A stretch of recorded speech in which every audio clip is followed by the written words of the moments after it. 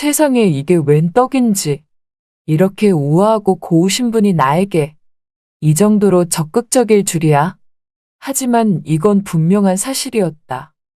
그냥 가시지 말고 어서 들어오세요, 송 사장님. 차를 몰고 시내에 나와 일방통행길로 접어들었다. 이곳은 교통이 늘 혼잡하고 일방통행이 많아서 빨리 빠져나가지 않으면 여간 복잡하지 않을 수 없는 곳이다 보니 나도 이 일방통행길을 그다지 좋아하진 않는다. 그렇게 시내에서 볼일을 보고 일방통행길을 빠져나가고 있었는데 글쎄 내 반대편에서 차가 한 대 비집고 들어온다. 여긴 분명히 일방통행인데도 불구하고 그 차는 막무가내로 내 쪽으로 들어오고 있었다. 자그마한 외제차를 몰고 와서 유세 부리는 거 보니 여간 같지 않고 보니까 돈 좀 있는 것 같은데 사고 나면 배째라는 식으로 나오는 신보처럼 보이는 운전자였다. 난 안 되겠다 싶어서 빵빵거리며 클렉슨을 올려봤지만 속수무책으로 자꾸만 밀고 내 앞으로 다가오더니 더는 들어올 수 없었는지 끝내 멈춰섰다. 그리고선 내가 후진으로 비켜줄 때까지 가만히 차를 정차시키며 서 있는 것이다.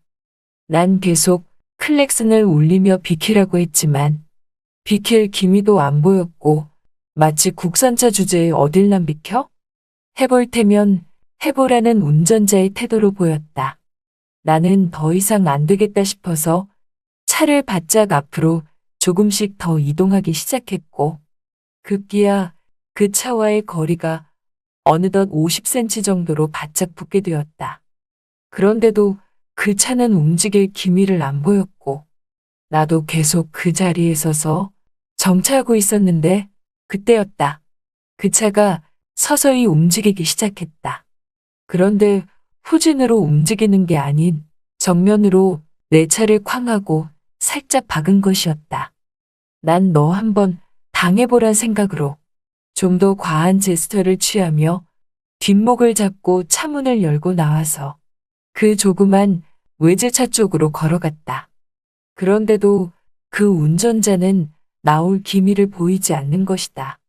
난 운전석에 있는 차 유리창을 손으로 톡톡 쳐보니 그제서야 차 유리문이 조금씩 열린다. 차 안에 있는 사람은 60대 초반 정도로 보이는 아줌마였다. 그 아줌마는 겁에 질린 얼굴로 나한테 연신 죄송하다고 한다.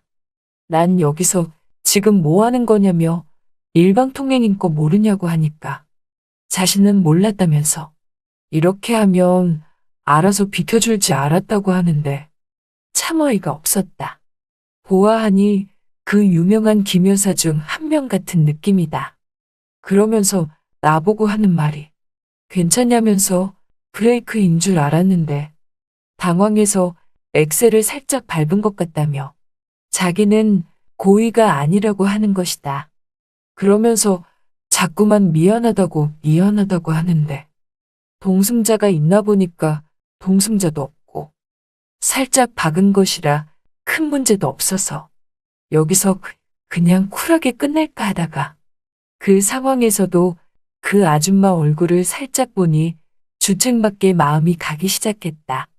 그래서 난 이거 보험 처리해야겠다고 장난스레 말하니 자기가 지금은 바빠서 그러니까 보험 처리 안 하고 현금으로 바로 드리면 안 되냐면서 수리비 얼마가 필요하냐고 하는 것이다. 그래서 난 그 돈 박기동호에서 됐다고 하며 보험 처리도 안 하고 돈도 안 받을 테니 어서 차부터 빼라고 하니까 막 어찌할 바 모르는 표정으로 후진으로 나가기엔 이 길이 너무 좁다며 당황해한다. 그래서 내가 대신 차를 빼줄 테니 운전석 밖으로 나오라고 하니까 그 여자는 그제서야 운전석 밖으로 나왔고 난 그 조그만 외제차 운전석에 앉아서 후진으로 차를 빼줬다. 그랬더니 그 여자가 너무나 감사하다며 지금은 자기가 급한 약속이 있어서 바쁘다며 명함 하나를 주는 것이다. 난 그 명함을 받아들고선 일방통행기를 빠져나와. 잠깐의 해프닝과도 같았던 그 상황을 거쳐 본래대로 갈 길을 갔다. 그렇게 또다시 운전을 하면서 가는데 아까 그 아줌마의 모습이 자꾸만 눈에 아른거린다. 참 세련되게 예쁘게 생겼다는 생각이 들었다. 비록 세련된 겉모습과는 달리 운전은 미숙했지만 그래도 목소리며 얼굴이며 패션이며 정말로 그 나이에 비해 세련된 모습에 솔직히 아까 살짝 동공이 흔들린 건 사실이다. 그 생각을 하며 이 김 여사를 한 번 더 만나고 싶다는 생각이 들어 아까 줬던 명함을 손에 들어 다시 한번 자세히 보니 명함엔 디자이너라고 적혀 있다. 의상실이라는 단어가 있는 거 보니까 이 김 여사 패션 디자이너인 듯 싶다. 그렇게 럭셔리한 자동차에 럭셔리한 패션에 외모까지 갖추었는데 운전 실력은 김 여사라니. 그 모습을 보니 그 나이에도 참 귀엽게 느껴졌다. 그런 생각들을 갖고 있던 찰나. 난 그 사모님 같은 아줌마가 준 명함으로 다음날 전화를 했다. 어제 일방통행길에서 부딪힌 차량의 운전자라고 하니까 갑자기 세상 반가운 말투로 그러시냐면서 자기가 먼저 연락해야 하는데 어제 경황이 없어서 자기 명함만 주고 내 명함은 받지 못했다는 것이다. 그러면서 오늘 시간 되시냐고 하길래 퇴근하고 시간 된다고 하니까 저번에 보험 처리도 안 하신다고 하시고 자기 차에 타서 어려운 후진까지 직접 하셔서 차를 빼주신 것도 고마우니 오늘 밥 한 끼 대접하고 싶다는 것이다. 그 말에 난 잘 됐다 싶어. 난 좋다고 했고 그렇게 우리는 저녁 약속을 했다. 약속 장소에 먼저 도착해서 기다리고 있으니 얼마 뒤 김 여사가 나타났다. 그 나이에 늘씬하니 우아하면서 촌스럽지 않은 세련미가 돋보이는 외모다. 내게 인사를 하며 오래 기다리셨냐고 하는데 난 방금 왔다고 하니 어서 저녁을 먹자고 한다. 그녀가 안내한 곳은 한정식집이었는데 마치 이 집을 잘 아는 눈치였다. 그러면서 이 집은 비코스 요리가 괜찮다며 이걸로 할까요? 라고 하길래 난 괜찮다고 하니까 그녀는 직원에게 한정식 비코스 2개를 주문했다. 요리가 나오고 이 아줌마와 같이 식사를 하면서 자연스럽게 말이 오갔다. 자신은 프랑스 파리에서 패션을 전공했고 한국에 들어온 지는 1년밖에 안 됐다는 것이다. 그래서 왜 이렇게 늦게 한국에 오게 됐냐고 하니까 사실은 프랑스에서 자신의 브랜드를 런칭도 하고 그랬는데 이제는 나이가 있다 보니 내 나라 조국이 그립고 자기가 하는 패션 일 또한 한국에서 새롭게 시작하는 것도 나쁘지 않다는 생각에 최근에서야 한국으로 돌아왔다는 것이다. 사실 운전도 한국으로 돌아와서 처음 시작해 본 거라며 외국에서 지낼 때는 운전을 해주는 매니저가 따로 있어서 자기가 운전을 하지 않았지만 한국에서 생활할 때는 매니저가 딱히 필요도 없고 자기 혼자 모든 걸 해낼 수 있을 것 같아서 운전을 시작했다고 말하는 그녀. 그런데 간혹 저렇게 일방통행기를 못 모르고 들어와서 사고를 종종 치는 일도 허다했고 운전도 미숙해서 큰 사고는 아니지만 약간의 접촉사고도 자주 일어난다고 했다.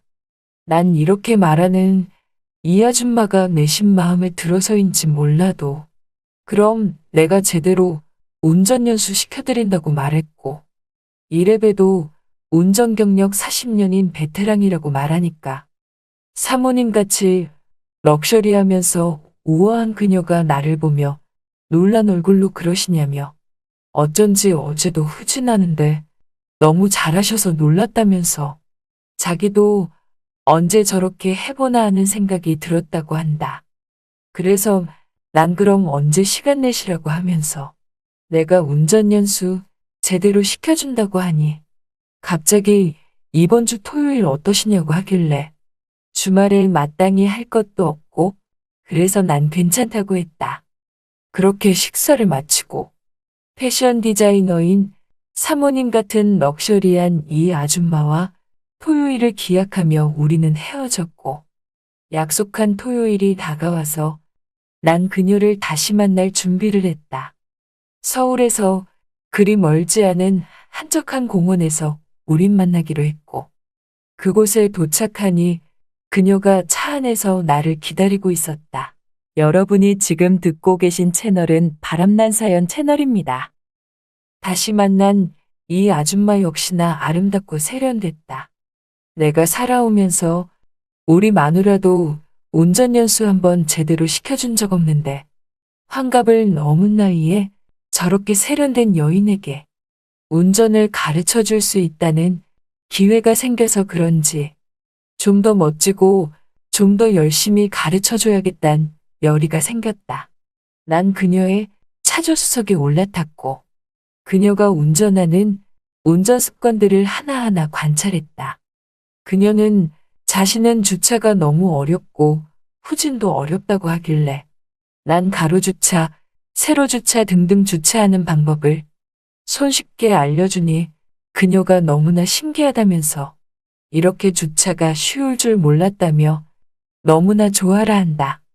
그러면서 자기는 저번에도 보셨다시피 후진이 가장 어렵다면서 후진 좀 가르쳐 달라고 해서 난 운전석 쪽으로 가서 한 손으로 핸들을 잡고 한 손으로 그녀가 앉은 조수석 시트를 잡고서 멋스럽게 후진을 해보이니까 그녀가 아주 뿅간 얼굴로 정말 대단하시다면서 어떻게 이렇게 후진을 잘 하시냐면서 한 손으로 후진하시는 모습이 너무나 멋있다며 연신 칭찬을 해주는 것이다.